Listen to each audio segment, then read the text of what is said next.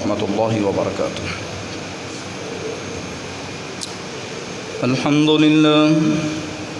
الحمد لله نحمده ونستعينه ونستغفره ونعوذ بالله من شرور أنفسنا ومن سيئات أعمالنا. من يهده الله فلا مضل له ومن يضلله فلا هادي له. ونشهد أن لا إله إلا الله وحده لا شريك له. ونشهد أن محمدًا عبده ورسوله أرسله بالحق بشيرا ونذيرا وداعيا إلى الله بإذنه وسراجا منيرا. اللهم صل على محمد وعلى آل محمد كما صليت على إبراهيم وعلى آل إبراهيم إنك حميد مجيد. اللهم بارك على محمد وعلى آل محمد كما باركت على إبراهيم وعلى آل إبراهيم إنك حميد مجيد. قال رب اشرح لي صدري ويسر لي أمري واحلل عقدة من لساني يفقه قولي. رب زدني علما. أما بعد فأعوذ بالله من الشيطان الرجيم. بسم الله الرحمن الرحيم. يا أيها الذين آمنوا اتقوا الله حق تقاته ولا تموتن إلا وأنتم مسلمون.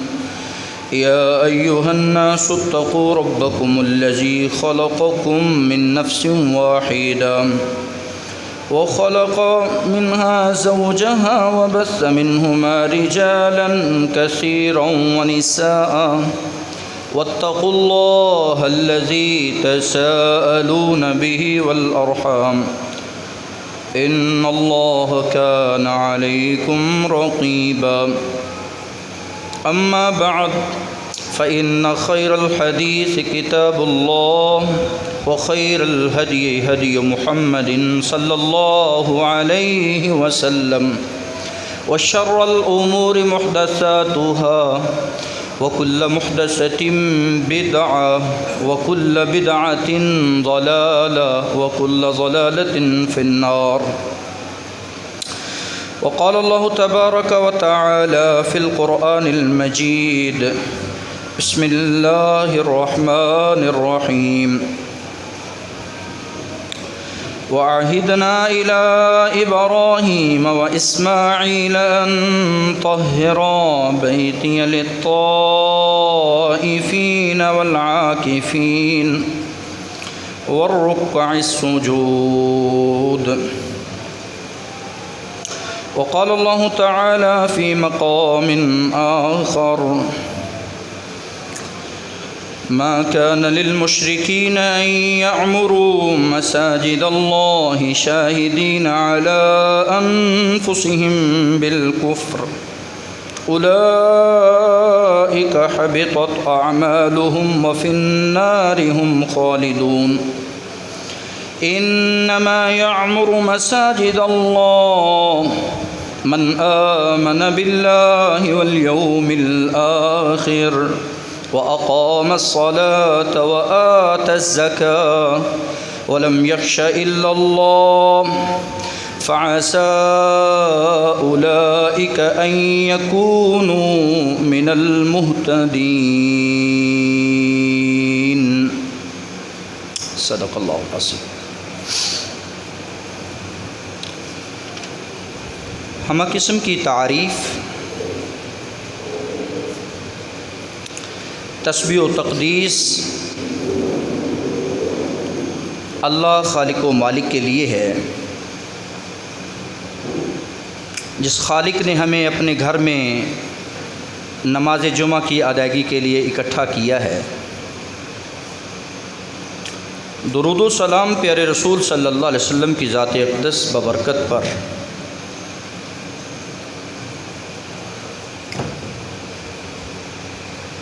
سیدنا ابراہیم علیہ السلام کی زندگی کے بے شمار پہلو، ان میں سے کچھ اسباق آپ سن چکے، جیسا کہ قربانی کرنا، توحید، حج بیت اللہ، دوستی اور دشمنی کا اسلامی معیار، عقیدہ الولاء والبراء۔ ان کی زندگی کا یہ بھی ایک بڑا حسین پہلو ہے۔ ہم نے وعدہ لیا ہے، اللہ فرماتے ہیں ابراہیم علیہ السلام سے، وعدہ کیا ہے؟ اے میرے خلیل، ان طہر بیتی للطائفین، یہ جو تو نے گھر بنایا ہے، عبادت گاہ بنائی ہے، اس کی صفائی کا خیال کرنا۔ یہ انبیاء سے وعدہ لیا جا رہا ہے، ان طہر بیتی للطائفین، یہ جو طواف کرنے والے ہیں، والعاکفین، اور اعتکاف کرنے والے، طواف کرنے والے، والرکع السجود، یہاں رکوع اور سجدے کرنے والے، جہاں رکوع اور سجدہ کیا جائے، میں تجھ سے یہ عہد لیتا ہوں کہ اس گھر کی صفائی کا خیال رکھنا۔ یہ مجھے اور آپ کو بہترین پیغام ملا۔ ساری زندگی باپ بیٹے نے جہاں توحید کا سبق دیا، وہاں طہارت اور نفاست کا ہمیں سبق دیا کہ دنیا والوں اپنی عبادت گاہوں کو صاف رکھا کرو۔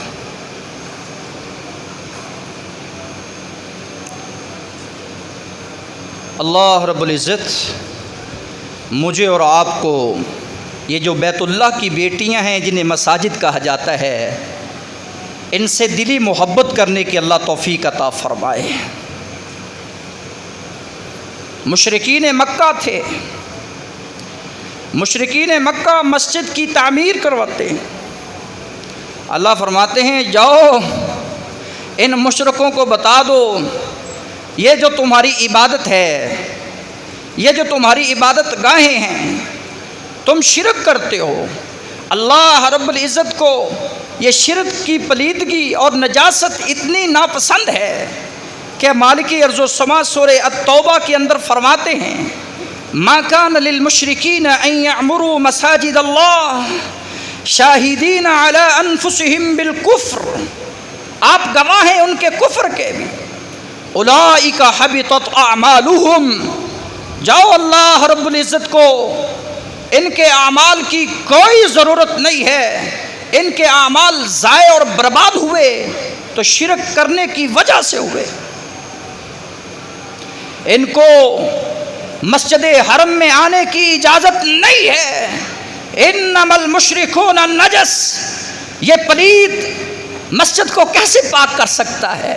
یہ تو خود پلید ہے، یہ شرک کی آلودگی میں اٹا ہوا مشرک نجس ہے، اس کو اللہ رب العزت کے گھر میں آنے کی کوئی ضرورت نہیں، اسے کبھی بھی مسجد حرام میں داخل نہ ہونے دینا۔ آج بھی میقات پر جائیں تو لکھا نظر آتا ہے یہاں مشرکوں کا داخلہ منع ہے۔ اللہ رب العزت فرماتے ہیں میں ان کے اعمال کو ضائع کرتا ہوں، وَفِي النَّارِ هُمْ خَالِدُونَ، اور انہیں میں جہنم میں ہمیشہ ہمیشہ کے لیے دہتی آگ میں جلا کے راکھ کر دوں گا۔ انما یامر مساجد اللہ، مسجد کا مقام اپنا ہے، مسجد کی تعمیر اور مسجد کی آباد کاری کرنے والے کا مقام و مرتبہ اپنا ہے۔ انما یامر مساجد اللہ، اللہ کے گھروں کو آباد وہی کر سکتے ہیں جو من آمن باللہ، جس کا ایمان اللہ پر ہے۔ جو یہ سمجھتا ہے کہ قربانی کرنا اللہ کا حکم ہے، مسجد کی صفائی کرنا بھی اللہ کا حکم ہے، جو یہ سمجھتا ہے کہ قربانی کرنا، جیسے میں قربانی بڑے شوق سے کرتا ہوں، مجھے حکم اذا ہے، مجھے حکم اطاعت ہے، حکم ربی ہے کہ اس مسجد کی آباد کاری میں تو نے نماز کا حق بھی ادا کرنا ہے۔ انما یعمر مساجد اللہ من آمن باللہ، جس کا ایمان اور یقین رب پر ہے وہی مسجد کی صفائی اور وہی مسجد کی آباد کاری کر سکتا ہے۔ والیوم الآخر، اور یوم آخرت پر بھی ایمان رکھتا ہے، اس کی یہ دوسری صفت ہے۔ وَأَقَامَ الصَّلَاةَ، اس کی تیسری صفت ہے وہ نمازیں قائم کرتا ہے۔ مسجد تو بنا دی، شب بھر میں ایمان کی حرارت والوں نے، من اپنا پرانا پاپی تھا، برسوں سے نمازی بن نہ سکا، قربانی کرنی تو اسے آ گئی، یہ تو سنت ابراہیمی اس کو یاد ہے، کھا گیا، ہضم کر گیا، اس کو مسجد میں نماز پڑھنے کی ابھی فرصت نہیں ملی۔ یہ لمحہ فکر ہے کہ اپنے ایمان کی فکر کر۔ اللہ رب العزت فرماتے ہیں وَأَقَامَ الصَّلَاةَ، یہ اس کی تیسری صفت ہے کہ وہ نمازوں کو پڑھتا ہے۔ یہ مسجد ہے، یہ گھر سے وضو کرے، قدم قدم کے بدلے اللہ نیکیاں عطا کرے۔ یہ مسجد کو مقام حاصل ہے کہ مسجد بنی تو مسجد میں آیا، طہارت کی حالت میں آیا، اخلاص نیت سے آیا، اور آ کر دروازے پہ کھڑے ہو کر کہا اللہم افتح لی ابواب رحمتک، اللہ میرے لیے اپنی رحمتوں کے دروازے کھول۔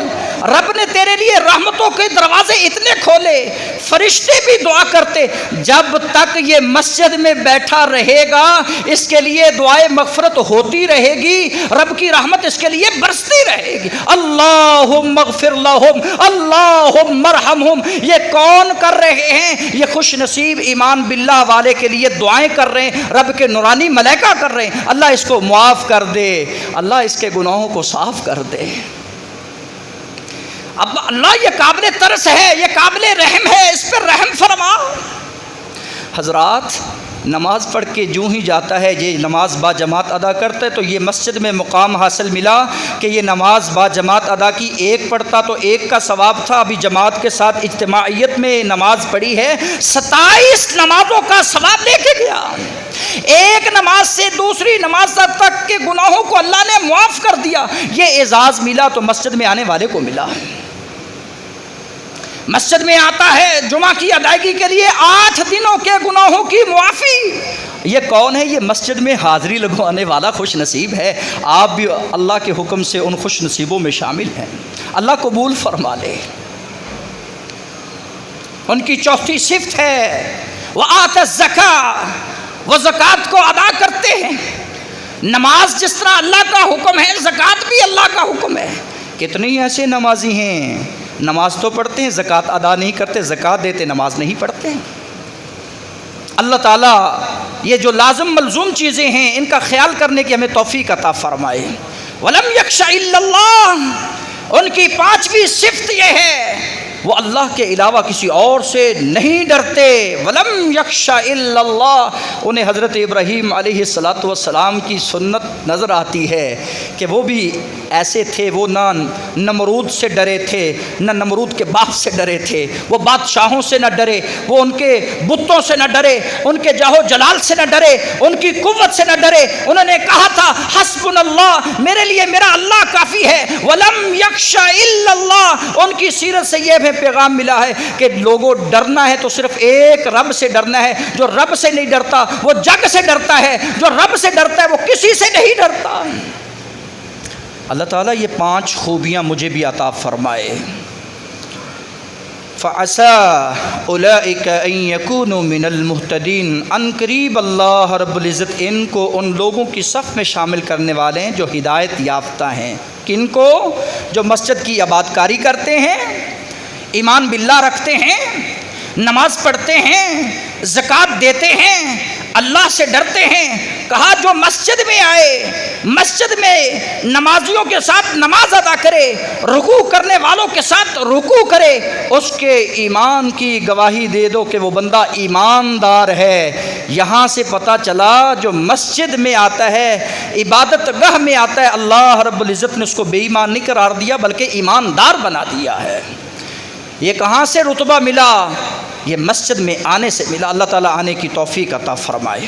محترم سامعین حضرات، مسجد کا پیغام جو چھوٹا سا پیغام ہے، آج کی گفتگو میں یہی ایک پیغام ہے کہ سیدنا ابراہیم علیہ السلام کی سنت کو سالہ سال سے ہم زندہ کرتے نظر آتے ہیں، وہیں پہ ہمیں اس سنت کو بھی زندہ کرنا چاہیے جس کو ہم زندہ کرنے سے بہت پیچھے ہیں اور بہت غفلت کا شکار ہو چکے ہیں۔ پنکھا چل رہا ہے، مسجد کا ہے، پنکھا چل رہا ہے، مسجد کا ہے، چلنے دو۔ ٹوٹی چل رہی ہے، پانی چل رہا ہے، چلنے دو۔ بھائیو، یہ مسجد ہے، تنکے پڑے ہیں، پڑے رہنے دو، یہ اللہ کا گھر ہے۔ صفیں نہیں سیدھی، پڑی رہنے دو، ہم نے کون سا ٹھیکہ لے رکھا ہے؟ مسجد ہے، الماریاں کھلی ہیں، کھلی رہنے دو، کوئی ہمیں ضرورت نہیں ہے۔ ہم تو وہ ہیں بس آتے ہیں اپنے کپڑوں کو سپیٹتے ہوئے، جا کر دکان کی صفائی کرنا ہمیں یاد رہتا ہے، بازار کی صفائی کرنا مجھے یاد رہتا ہے، نہیں رہتا تو مسجد کا خیال نہیں رہتا۔ کہا دنیا میں سب سے بہترین جگہ، دنیا میں سب سے